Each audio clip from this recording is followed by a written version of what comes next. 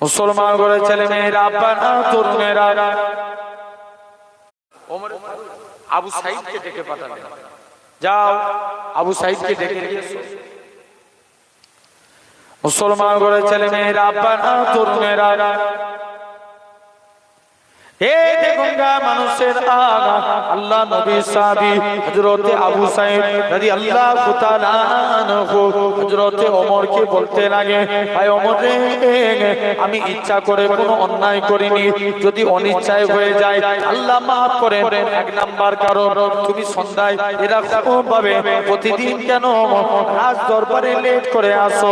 হযরতে আবু সাঈদ বলে, হে রাসূলুল্লাহ সাহাবী, হে হযরতে ওমর, আল্লাহ নবী জানিয়েছে তোমরা এরকম ভাবে আমার বাড়িতে, আমার স্ত্রী একা মানুষ, মাঝে মাঝে আমি আমার স্ত্রীর কাছে সাহায্য করি, এই জন্য আমার লেট হয়ে যায়। দুই নাম্বার কারণ, তুমি সপ্তাহে একটা দিন করে কেন কামাই করো? হযরতে আবু সাঈদ বলে, ভাই ওমর রে, আমার পরনায় একটা মাত্র কাপড়, আল্লাহ নবী জানিয়েছে তোমরা তাড়াতাড়ি করে ঈশার নামাজ পড়ে ঘুমিয়ে পড়ো, গভীর রজনীতে উঠে এরকম ভাবে তাহাজ্জুদের নামাজ পড়ো, আমার পরনায় একটা মাত্র কাপড়, আল্লাহ নবী জানায় তোমরা পবিত্র জামা কাপড় পরে জুম্মার দিনে মসজিদের দিকে যাও। যুবকেরা, আল্লাহ নবী জানিয়েছে যারা পবিত্র জামা পরে মসজিদে গেল, মসজিদে যে আল্লাহর কাছে তওবা করে ফিরে আসে, এক জুম্মা থেকে আর এক জুম্মা সারা সপ্তাহের গুনাহটাকে আমার আল্লাহ ক্ষমা করে দেয়। আরো জোরে বলে, শুধু তাই নয়, তিন নাম্বার কারণ, তুমি সন্ধ্যার পরে কারোর বিচার কেন করো না? হযরতে আবু সাঈদ বলে, হে রাসূলুল্লাহ সাহাবী, হে হযরতে ওমর, আল্লাহ নবী জানিয়েছে তোমরা তাড়াতাড়ি করে ঈশার নামাজ পড়ে ঘুমিয়ে পড়ো, গভীর রজনীতে উঠে তাহাজ্জুদের নামাজ পড়ো, কেননা আমি রাসূলুল্লাহ এই আমল খানা করি। এই জন্য তাহলে এক নাম্বার জান্নাতি সেই ব্যক্তি যে ন্যায়পরায়ণ নেতা। আচ্ছা বলেন, দেগঙ্গার মানুষ, আমার সমাজে বিচার ঠিক হয়? আওয়াজ জোর করে বলো, বিচার ঠিক হয়? যদি বিচার ঠিক হতো এই সমাজে, তাহলে কিন্তু বাবরি মসজিদ ভাঙার রায় বেরোতো না। কথা বলে বেরোতো? আরে জোর করে বলো না রে ভাই, বেরোতো? জীবনে বেরোতো না। যদি আমার সমাজে বিচার ঠিক হতো, তাহলে ওয়াকাফ দিয়ে সুপ্রিম কোর্ট এখনো ঝুলিয়ে রাখতো না, কবি বিচার দিয়ে দিত। কথা বলে হ্যাঁ না? জেনে রেখে দেন।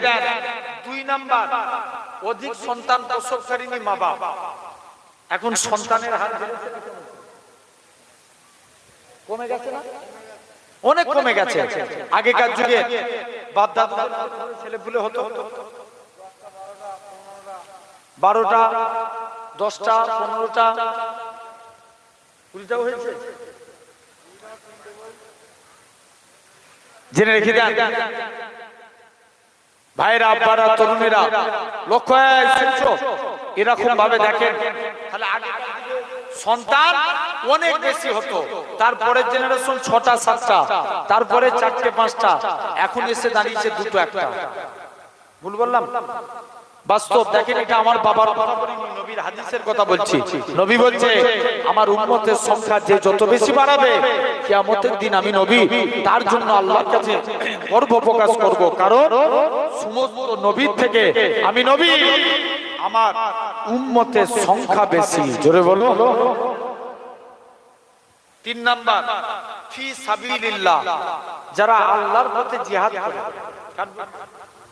আল্লাহর পথে। নবীর একজন সাহাবী ছিলেন, আরে যেনার 2টা চোখই ছিল কানা। কটা চোখ? 2টো চোখই কানা। নবীর কাছে গেছে, হুজুর অনুমতি দেন একটু জিহাদের ময়দানে যাই। আল্লাহ নবী বলছে, বাবা তুমি কানা মানুষ, তোমাকে যুদ্ধ করতে হবে না, হুজুর অনুমতি দেন না একটু যুদ্ধের ময়দানে যাই। নবী ফিরত করে দিয়েছে। পরের দিন আবার মনে মনে ভাবছে, আল্লাহ নবীর কাছে একবার যেই দেখি। প্রথম দিন হয়তো তাড়িয়ে দিয়েছে, দ্বিতীয় দিন যদি নবীর মনটা নরম হয়, মুসলমান করে ছেলে মেয়েরা বানা তরুণেরা এই নবী প্রেমিকেরা আল্লাহ নবী সাহাবী হযরত আব্দুল্লাহ ইবনে উম্মে মাকতুম নবী দরবারে চলে যায় আল্লাহ নবী দরবারে যে সালাম খানা দিতে লাগে আসসালাতু ওয়াসসালামু আলাইকা ইয়া রাসূলুল্লাহ হাবিবাল্লাহ ও যুবকেরা আল্লাহ নবী সালামের উত্তর দিলেন আল্লাহ নবী বলে ও আমার সাহাবীরা কি জন্য সালাম দাও ইয়া রাসূলুল্লাহ হাবিবাল্লাহ আমি আব্দুল্লাহর মনে আশা জিহাদের ময়দানে যেতে চাই আল্লাহ নবী বলে বাবা সাহাবী তুমি তো কানা মানুষ তুমি কেমন করে যুদ্ধ করবে ইয়া রাসূলুল্লাহ হাবিবাল্লাহ যাও তোমায় অনুমতি দেয়া যাবে না আল্লাহ নবী ফিরত করে দিলেন কিছুদিন পরে আল্লাহ নবী ইন্তেকাল হয়ে গেলেন আবু বকর খলিফা হলেন আল্লাহ নবী বলে ও আমার সাহাবীরা আবু বকরের কাছে যায় আবু বকরের কাছে যে বলে ভাই আবু বকর তুমি আমায় অনুমতি দাও আমি জানো যুদ্ধের ময়দানে যেতে পারি আবু বকর বলে তুমি তো কানা মানুষ কেমন করে যুদ্ধ করবে না না না না এটা মানা যাবে না আবু বকর ইন্তেকাল হয়ে গেলেন ওমরে ফারুক খলিফা হলেন হযরত ওমর বলে হে রাসূলুল্লাহ সাহাবী হে হযরত আব্দুল্লাহ ইবনে উম্মে মাকতুম তুমি তো কানা মানুষ কেমন করে যুদ্ধ করবে হযরত আব্দুল্লাহ ইবনে উম্মে মাকতুম বলে ভাই ওমর রে আমি ইসলামের পতাকা নিয়ে উড়িয়ে দাঁড়িয়ে থাকবো মক্কার কাফেররা আমাকে লক্ষ্য করে তীর ছুঁড়ে ছুঁড়ে মারবে আমার গোটা শরীর দিয়ে রক্ত বেরিয়ে যাবে কাল কিয়ামতের ময়দানে ওই রক্তমাখা চেহারা নিয়ে কবর থেকে উঠবো যেদিন আমার আল্লাহ জিজ্ঞাসা করবে হে আব্দুল্লাহ ইবনে উম্মে মাকতুম দুনিয়ায় পাঠিয়েছিলাম কি করেছিলি আমি আব্দুল্লাহ ইবনে উম্মে মাকতুম আমার আল্লাহকে রক্তমাখা চেহারা খানা দেখাবো আল্লাহ পাক তোমার দ্বীনকে জিন্দা করার জন্য নিজের জীবনকে কুরবান করে দিয়েছি ও আল্লাহ তাহলে এই তিন শ্রেণীর ব্যক্তি জান্নাতি বলো ইনশাআল্লাহ জোর করে বলে তাহলে আমি বয়স কত বলেছিলাম 15 থেকে 40 নবী বলছে এই টাইমটা যারা আল্লাহ আল্লাহ করবে আল্লাহ তাদের জীবনে তিনটে রোগ দিবে না 1 নম্বর কুষ্ঠ রোগ 2 নম্বর পাগলামো রোগ 3 নম্বর সেদ রোগ 4th নম্বর 40 থেকে 50 এই টাইমটা যারা আল্লাহ আল্লাহ করে কাটাবে আল্লাহ তাদের বলবে যা এদের নামগুলো সিলেক্টেড কর কিয়ামতের দিন আমি আল্লাহ এদের হিসাবটাকে সহজ করে দেব 50 থেকে 60 আল্লাহ বলবে যা এই টাইমে বান্দারা আমি আল্লাহ আমার বন্ধু হতে থাকে কত বছর বয়সে আল্লাহ বন্ধু হয় 50 থেকে 60 এই বয়সের মধ্যে যারা আছেন একটু আমল বেশি করবেন বলেন ইনশাআল্লাহ 60 থেকে 70 আল্লাহ বলবে এবার দিদার দে অনেক দিন তো দুনিয়া করলিস যারা 70 ক্রস করে যাবে 80 তে পড়বে আল্লাহ বলবে যা এই 80 বছর আল্লাহ আল্লাহ করেছে এর নামে আমি আল্লাহ আর এই 80 বছর আল্লাহ আল্লাহ করেছে যা এর নামে আমি আল্লাহর গুনাহ লিখব জোরে বলবে না 80 থেকে 90 যারা 90 এ পড়বে আল্লাহ বলবে যা এর আগু কিছু সমস্ত গুনাহটাকে আমি আল্লাহ maaf করে দিলাম ও কে maaf করে জোরে বলো আল্লাহ জেনে রেখে দেন তাহলে যে আল্লাহ এত বেশি মহব্বত করেন আমরা সে আল্লাহর পথে ফিরবো বলো ইনশাআল্লাহ জোর করে বলেন ইনশাআল্লাহ আসেন একটু মন দিয়ে শুনেন ভাই এই জায়গায় বসেছেন আমাদের কাছে ঈমান আগে না মুসলমান আগে ঠিক করে বলো ঈমান আগে যে বলে বাবা তুই চুপ করে ওয়াজ করবি করে তুই জিজ্ঞেস করে জ্বালাবি না রাগ করছো অবশ্যই আমাদের কাছে ঈমান আগে কি আগে জোর করে বলো ঈমান আগে ভাই ঈমান না থাকলে সে মুসলমান আরে কথা বলে না মুসলমানই না 1 নাম্বার মন দিয়ে শুনো আমাদের ঈমান 4 প্রকার 1 নাম্বার ইলমুল ইয়াকিন জ্ঞানের দ্বারা ঈমান আল্লাহ আমাদের জন্য দুটো রাস্তা রেখেছেন, একটা ভালো একটা খারাপ। ভালো রাস্তায় হাঁটলে জান্নাত, খারাপ রাস্তায় হাঁটলে জাহান্নাম। আমরা ভালো রাস্তায় হাঁটবো না খারাপ রাস্তায় হাঁটবো, এটা কিসের দ্বারা সিলেক্টেড? জ্ঞানের দ্বারা। এটার নামই ইলমুল ইয়াকিন। 2 নম্বর আইনুল ইয়াকিন, চোখের দ্বারা ঈমান। আচ্ছা, এই দেগঙ্গার মানুষ আপনারা দীঘায় যান না?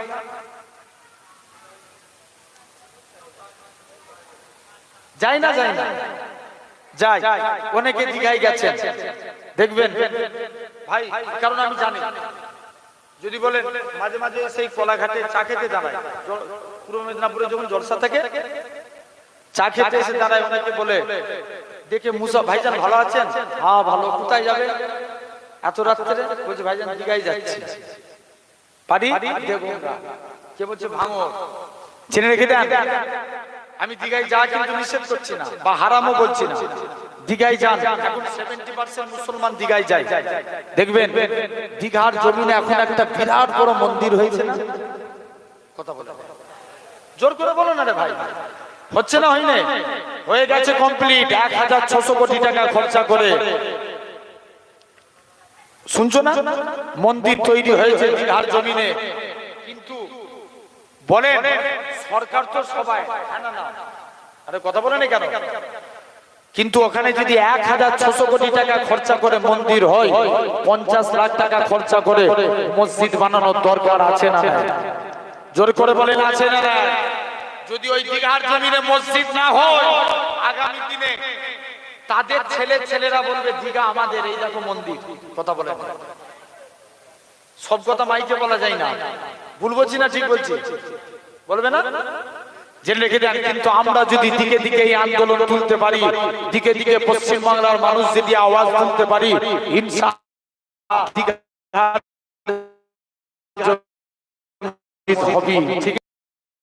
জেনে রেখে দেন, আমার আলোচনা ওদিকে নয়। এখন তো আবার দেখবেন ভাই, প্রসাদ খাওয়া কি আমাদের জন্য হালাল? আওয়াজ দিয়ে কথা বলো না ভাই। আমার মনে হচ্ছে তোমরা ভয় করে কালকে মারবে নাকি তোমাদের। ভাই হক কথা বলতে হবে। বলেন আল্লাহর দিকে চেয়ে বলেন, আমাদের জন্য কি প্রসাদ খাওয়া জায়েজ?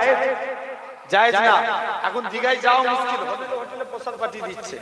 কথা বলেন, হচ্ছে না? নিউজ খুলে দেখেন, সোনার ভাইরা, আব্বারা, তরুণেরা দীঘার সমুদ্রে যাবেন। সমুদ্রের পানি ঢেউ খেলে না? কেন ঢেউ খেলে? কলকাতায় একটা পার্ক আছে নিকো পার্ক। এই নিকো পার্কের পানি, নিকো পার্কের ভিতরে একটা ওয়াটার পার্ক আছে। এই ওয়াটার পার্কের পানি মাঝে মাঝে ঢেউ খেলায়, মাঝে মাঝে বন্ধ হয়ে যায়। কিন্তু বলেন যারা সমুদ্র দেখেছেন, 1 সেকেন্ডের জন্য সমুদ্রের পানি ঢেউ খেলানো বন্ধ হয়েছে? এটা চোখ দিয়ে দেখে ঈমান আনা। আল্লাহর কি কুদরত! 1 সেকেন্ডের জন্য সমুদ্রের পানি ঢেউ খেলানো বন্ধ হয় না।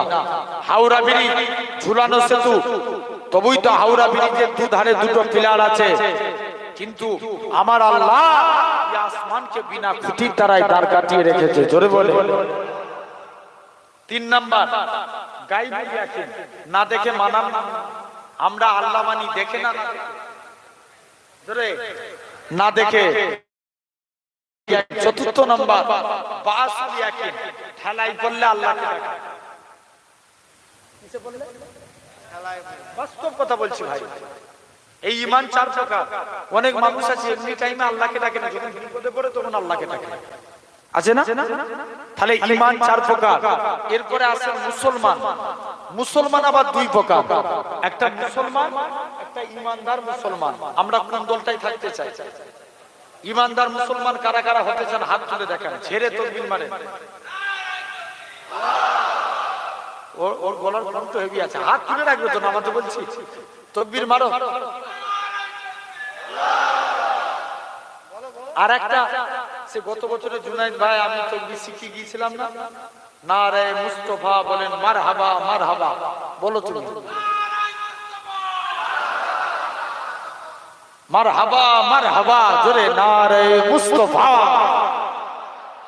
আলহামদুলিল্লাহ। জেনে রেখে দেন ভাই, মুসলমান 2 প্রকার। একটা হচ্ছে মুসলমান, সলমান খান মুসলমান, শাহরুখ খান মুসলমান, বড় বড় পার্টির নেতারা মুসলমান, সেলিব্রিটিরা এরা নামে মুসলমান, এরা মুখে পড়ে লা ইলাহা ইল্লাল্লাহ, এরা দেবদেবীর কাছে যায়, আবার কুম্ভের মেলাতেও যায়। জোর করে বলো, আছে না? এরা মুখেও পড়ে লা ইলাহা ইল্লাল্লাহ, দেবদেবীর কাছে মাথা নত করে। এটা কি মুসলমান? কিন্তু ইমানদার মুসলমান হতে হবে। এই যে যাদবপুর, হ্যাঁ যাদবপুরের যাদব নগরী হয়ে যাচ্ছে, যাদবপুরের ছেলেরা যে প্যান্ডেল করেছে, আলহামদুলিল্লাহ সুন্দর প্যান্ডেল। এই খুঁটি না দিলেই প্যান্ডেল দাঁড়াতো?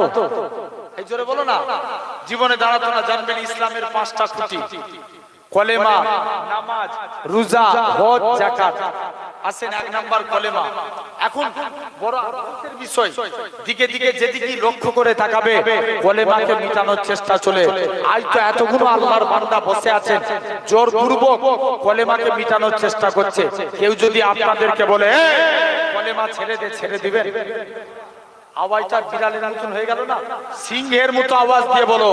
কেউ যদি জোর করে বলে কলেমা ছেড়ে দে, ছেড়ে দিবে? তাদের বিরুদ্ধে লড়াই করার দরকার আছে না? জোরে বলেন, আছে না? জেনে লিখে দেন, আমার সময়টাকে এরা কি মনে করেছে? আপনার আগে বাইরে হতো, বাইরে রাজ্যে হতো, ভাই মেনে নিয়েছি।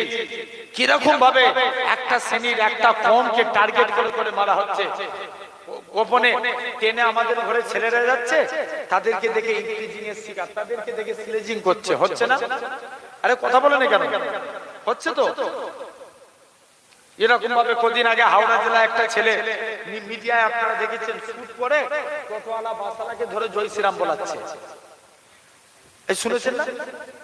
আচ্ছা বলো তো, আল্লাহর দিকে চেয়ে বলো, অনেক জায়গায় এই ধরো দেগঙ্গা বলো বা ভাঙড় বলো, আরো অনেক জায়গা আছে, মুসলিম মেজরিটি এলাকা অনেক বেশি।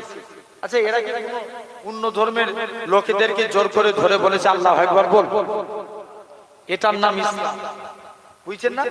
ইসলাম কখনো আগে বেড়ে লড়াই করে না, তারপরেও ইসলামকে জঙ্গি বলে। কথা বলে হ্যাঁ, জোরে বলবে তো। আপনারা কদিন আগে ইসরায়েল আর ইরান যুদ্ধ হলো তো? আরে কথা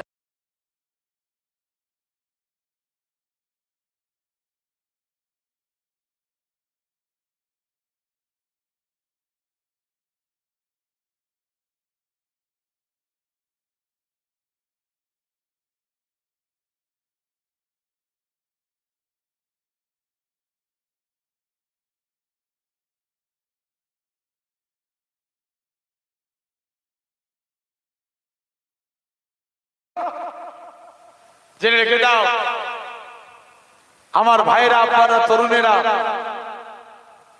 একজন 86 বছরের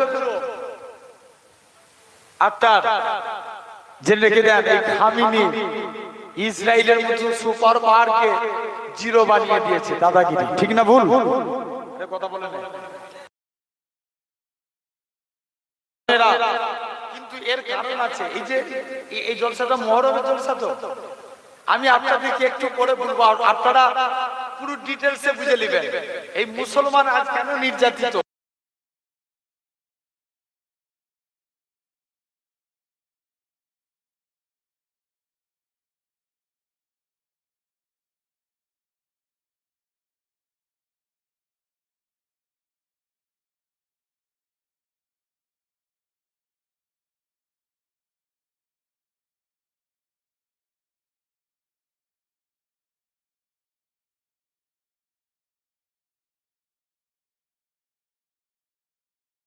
পিটিয়ে মারছে, লাভ জিহাদের নামে পিটিয়ে পিটিয়ে মারছে। আমার ঘরের মেয়েরা বোরকা পরে, আমার মেয়েদের জন্য কি ফরজ?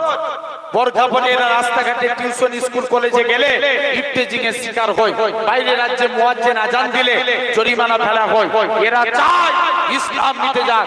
তবে আজ আপনাদের সামনে বলে যায়, যতদিন পূর্ব আকাশ থেকে সূর্য উদিত হয়ে পশ্চিম আকাশে ডুববে, ইসলাম জিন্দাবাদ ছিল, জিন্দাবাদ আছে, জিন্দাবাদ থাকবে। জোরে বলুন। কেউ মিটাতে পারবে?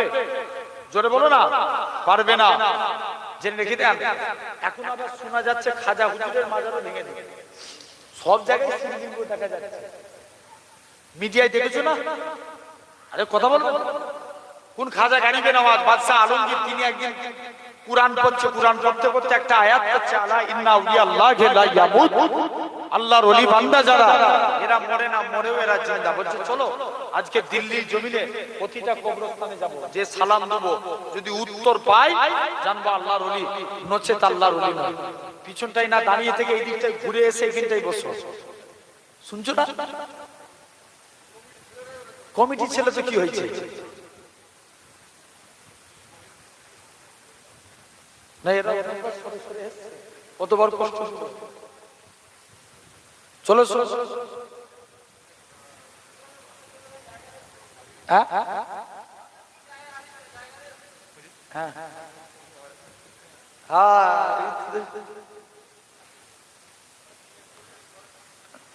আচ্ছা এখন ওয়াজ হবে তো নাকি?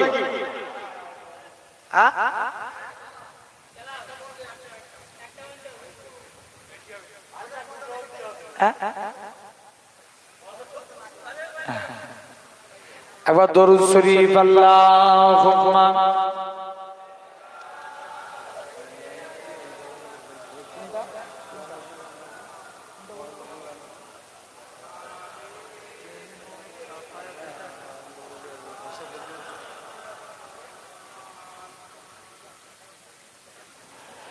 মুস্তাফা মুস্তাফা মুস্তাফা মুস্তাফা ইয়া নবী মুহাম্মদ ইয়া রাসূল মুহাম্মদ, তুমি মোর সাফায়াত, তুমি মোর সাফায়াত।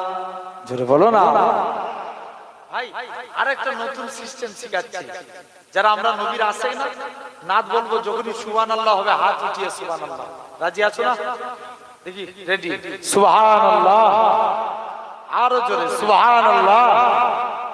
ইয়া নবী মুহাম্মদ ইয়া রাসূল মুহাম্মদ, তুমি মোর সাফায়াত, তুমি মোর সাফায়াত। পেলে দিদার একটিবার তোমাকে খোদার কসম, কলিজার খুন দিয়ে তখন ধোয়াবো তোমার কদম। জোরে বলো না। পেলে দিদার একটিবার তোমাকে খোদার কসম, কলিজার খুন দিয়ে তখন ধোয়াবো তোমার কদম। ওই স্কুরুনি দেখেনি ভাঙে ইসকে সকল দাঁত, তুমি মোর সাফায়াত, তুমি মোর সাফায়াত। কোরআন দেখ 101, আল কোরআনে নবীর নাম, দুটি কম আল্লাহর নাম, 99 গিয়ে থাম। কুসুম বিঘিমি দেখো ডিম, এর পাবে না কোনো সাথ, তুমি মোর সাফায়াত, তুমি মোর সাফায়াত। আল্লাহুম্মা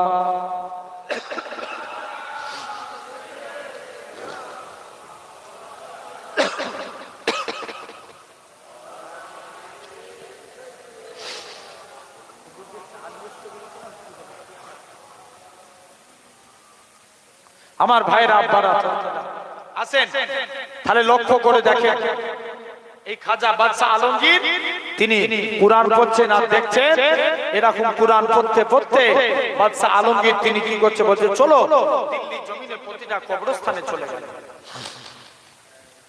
মুসলমান ঘরে ছেলে মেয়েরা, আব্বারা, তরুণেরা,